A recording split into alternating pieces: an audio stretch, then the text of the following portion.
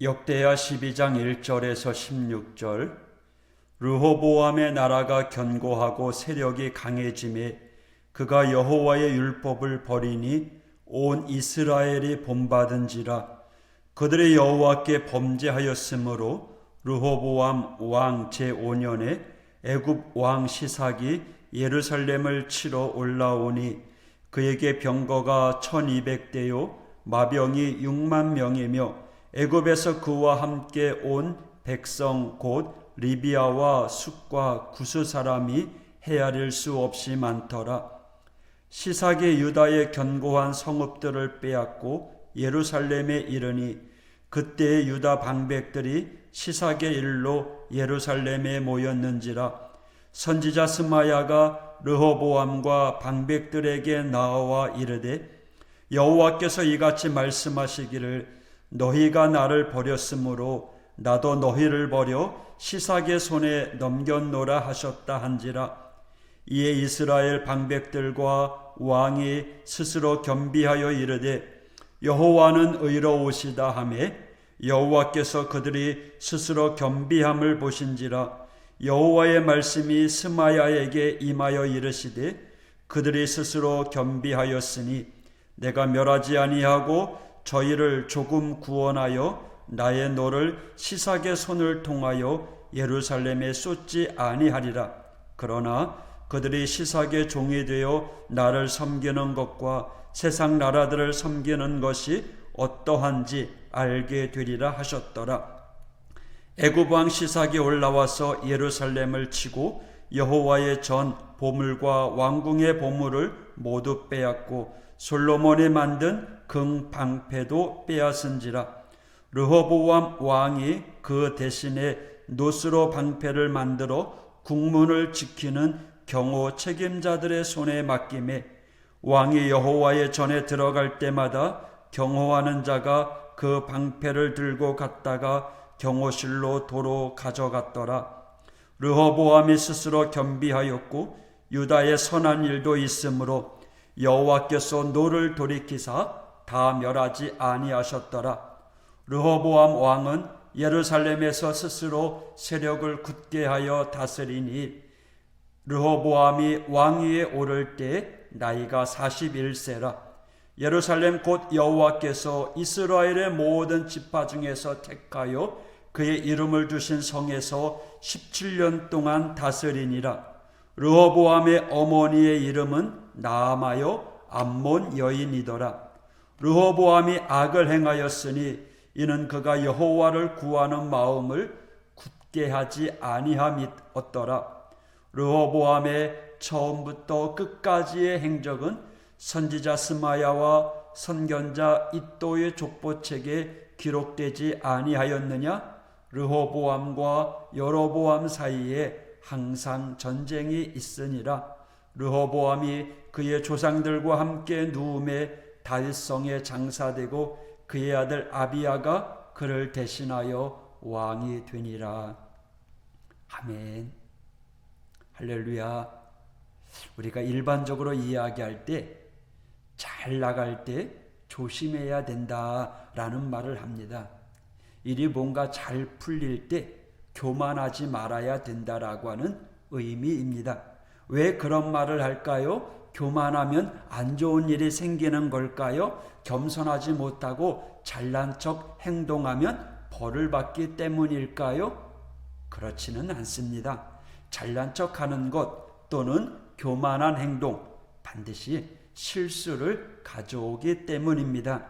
그런 행동 자체가 악해서 또는 문제가 있어서 형벌을 받는다는 의미보다는 교만과 같은 자세의 행동은 자신만 바라보게 합니다. 그래서 시야를 좁게 만듭니다. 폭넓은 생각을 방해하기 때문에 이를 결정하거나 진행하는 데 있어서 어리석은 선택을 할 수 있기 때문입니다.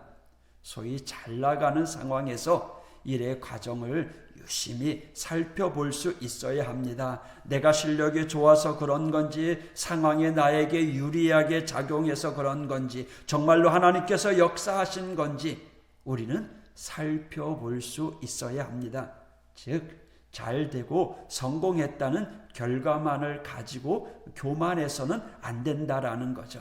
지금 우리의 현재의 모습을 명확하게 알고 또 지금 우리가 하나님의 은혜 가운데 축복의 길을 걷는다? 교만하지 마시고 더 겸손하십시오. 그리고 내게 베풀으신 그 은혜를 생각하면서 더 열심히 사명 감당해야 됩니다. 또 우리 앞에 어려운 일들이 찾아옵니까? 더 그럴 때일수록 더 주님을 붙잡아야죠.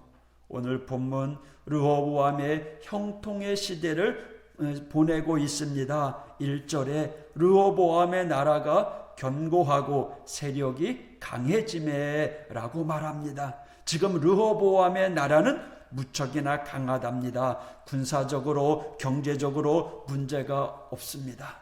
왜 그런 나라가 되었다라고 말하지 않습니다. 단지 보이는 결과만을 이야기할 뿐입니다. 르호보암이 통치를 잘해서인지 아니면 아버지 솔로몬 덕분인지 아니면 하나님 축복의 덕분인지 알 수가 없습니다. 하지만 현재 르호보암은 지금 나라가 견고하고 세력이 강해지는 잘 나가고 있는 때라는 거죠. 하지만 르호보암은 그 상황에서 왜 자신이 이러한 상황에 이르게 되었는지를 지혜롭게 살피지 못했습니다. 하나님으로 인해 이렇게 큰 복을 받고 있다는 것을 생각하지 못한 것이죠. 그리고 잘못된 판단을 내립니다. 그리고 르호보암은 하나님의 율법을 버립니다. 하나님의 율법을 버린다는 것은 지금 자신이 가지고 있는 부귀, 영화, 축복 이 모든 것이 하나님께로 온 것이라고 생각하지 않고 있는 거죠. 아니면 이제 하나님께서 내게 부귀, 영화를 주셨으니 더 이상 하나님을 섬길 필요가 없겠구나 라고 생각했을지도 모르는 거죠. 아무튼 이 르호보암이 잘못된 판단으로 인해 하나님께 벌을 받아요. 하나님께서 이집트의 시삭 왕으로 하여금 이 유다 나라를 공격하게 합니다. 그리고 9절에 보니까 애굽 왕 시삭이 올라와서 예루살렘을 치고 예루살렘의 여호와의 전 보물을 모두 빼앗고 솔로몬이 만든 금 방패도 빼앗은지라. 남쪽 유다는요, 이집트에게 엄청난 수치를 경험하죠. 남유다가 가지고 있었던 귀중한 보물까지 빼앗겨 버립니다. 정말 큰 수치를 당한 것이죠. 하지만 천만다행입니다. 하나님의 자비로 하나님의 은혜로 이집트가 더 이상 남유다를 괴롭히지 못하게 했기 때문입니다. 눈치가 빨랐던 이 르호보암 하나님의 심판의 소식을 듣고요, 곧바로 회개하죠. 6절 이스라엘 방백들과 왕이 스스로 겸비하며 이르되 여호와는 의로우시다. 그게 무슨 말이에요? 하나님은 의로우시지만 우리는 죄인입니다. 우리가 죄를 졌습니다. 하지만 하나님은 르호보암에 대해서 그 형벌을 취소하지 않습니다. 대신 완전히 멸망하게는 안 하시겠다라는 거예요. 르호보암이 겁을 먹어 회개했는지 아니면 아직도 그의 마음에 여호와를 섬기고 있는 것인지, 또 하나님께서 왜 복을 주셨는데 그게 복인지 잘 모르기 때문에 하나님은 그에게 알려주시려고 하는 거죠. 8절에 그들의 시삭의 종이 되어 나를 섬기는 것과 세상 나라들을 섬기는 것이 어떠한지 알게 되리라 라고 하십니다. 르호보암에게 있어서요, 지금 형벌을 받냐 안 받느냐, 물론 그것도 중요하겠지만 하나님에게 있어서 중요한 건요, 이 르호보암이 하나님을 섬기고 있느냐 그렇지 않느냐. 하나님을 섬기는 것이 복인데 그 복을 깨닫지 못하고 있었다라는 거죠. 르호보암은 그것을 몰랐어요. 나라 형편이 좋아지자, 나라의 힘이 강대해지자 여호와 섬기는 것을 그만둘 수 있었다는 거죠. 이스라엘 왕들은요, 하나님을 섬기는 것, 또 그의 말씀을 지키는 것, 그것이 복이라는 사실을 알지 못했어요. 이스라엘의 왕들의 관심은 오로지 나라가 부강해지는 것, 물질이 풍요해지고 강한 권력을 갖는 것, 하나님의 말씀 여호와의 율법대로 살아가야 정의와 평화와 사랑이 이루어지고 또 그것이 은혜와 축복이라고 여겨야 되는데 그들은 그러지 않았다라는 거예요. 이스라엘 왕에게 그들에게 있어서 복이란 바로 권력과 물질을 얻고 그것도 최대한 오래 누리는 것이었습니다. 여러분, 하나님의 다스림 가운데 때로는 조금 부족할 수 있어요. 때로는 위태하고 위험한 일이 있어요. 하지만 하나님의 은혜 안에 거하기만 하면 그것이 복이라는 사실을 우리는 믿어야 합니다. 참된 복. 그런데 이스라엘 왕들은 그걸 몰랐다라는 거죠.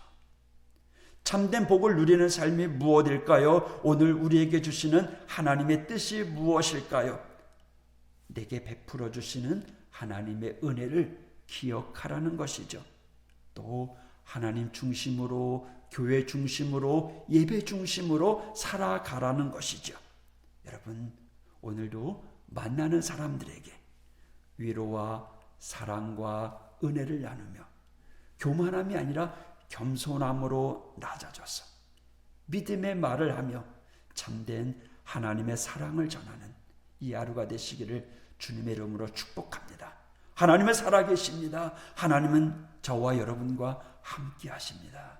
오늘도 겸손함으로 사명 감당하여 하나님이 주시는 축복 위에 거하는 모든 성도가 되기를 원합니다.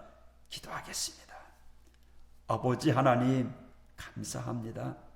하나님께서 르호보암 왕에게 복을 주셨지만 르호보암은 하나님의 복으로 알지 못하고 잘 나갈 때 교만하여 하나님을 버립니다.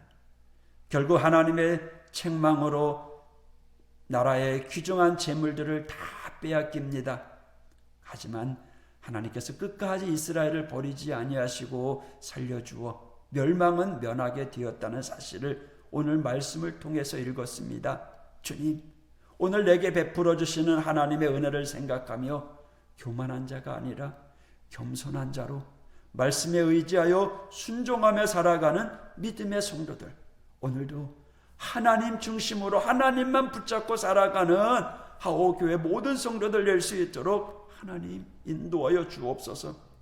아버지 하나님, 저희들을 불쌍히 여겨 주시옵소서. 말씀대로 살지 못하고 하나님 중심, 교회 중심, 예배 중심이 되지 못하고 내 중심, 우리 가족 중심, 물질 중심, 세상 중심으로 살아갔던 저희의 모습들 주님 붙잡아 주셔서 다시금 하나님의 뜻을 회복하는 우리 믿음의 성도들 될 수 있도록 인도하여 주시옵소서. 오늘 하루도 성령님 동행하여 주시옵소서. 예수님 이름으로 간구하며 기도하였습니다. 아멘.